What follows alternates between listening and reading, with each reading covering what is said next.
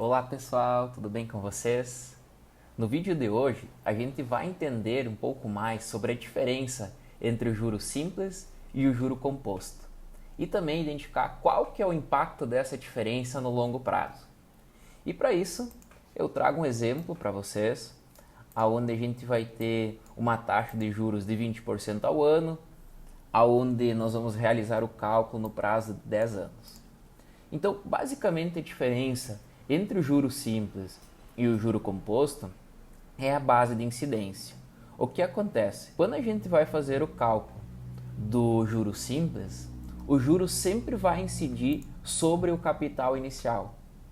Enquanto que quando a gente for fazer o cálculo do juro composto, a taxa de juros sempre vai incidir sobre o capital do mês anterior. Para fazer o cálculo do juro simples, é muito fácil.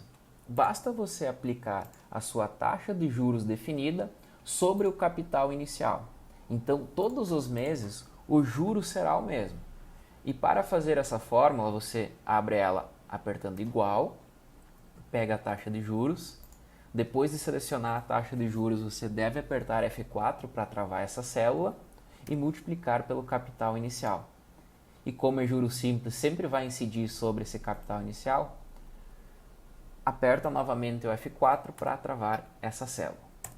Depois que você fez essa fórmula, basta arrastar até o último período. Depois, para atualizar o teu capital, basta somar o capital inicial mais os juros daquele período. Então, esse capital do juro simples, que inicialmente foi de R$50 mil, ao final de 10 períodos, aplicando um juro de 20% ao ano, teria um capital acumulado de R$150 mil.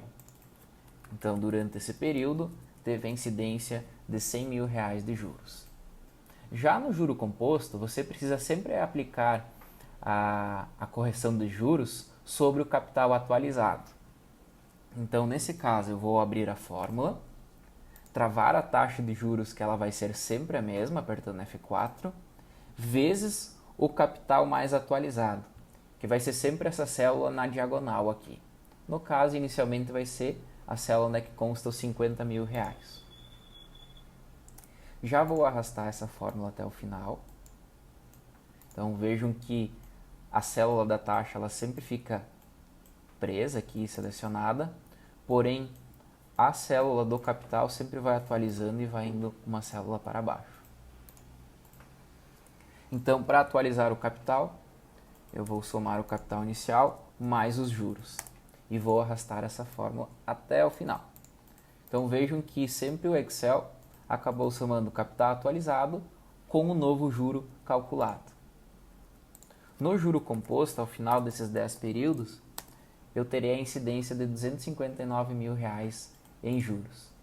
Então observem que, enquanto que um capital de R$50 mil aplicados a 20% ao ano, durante 10 anos eu terei apenas R$150 mil de capital, no juro composto eu tenho mais que o dobro, eu tenho R$300 mil. E visualmente é bem legal de ver essa informação, e eu vou criar aqui um gráfico para vocês conseguirem ter uma visão do quanto o impacto do tempo impacta na diferença entre o capital do juro simples e o capital do juro composto.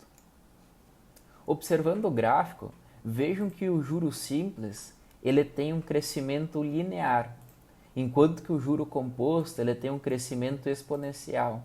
Isso significa que quanto mais períodos vai ter esse cálculo, quanto mais tempo incidir a taxa de juros, maior vai ser a distância entre o capital atualizado do cálculo do juro composto versus o capital do juro simples. Então, pessoal, se vocês gostaram desse vídeo, deixe seu like e se inscreva no canal.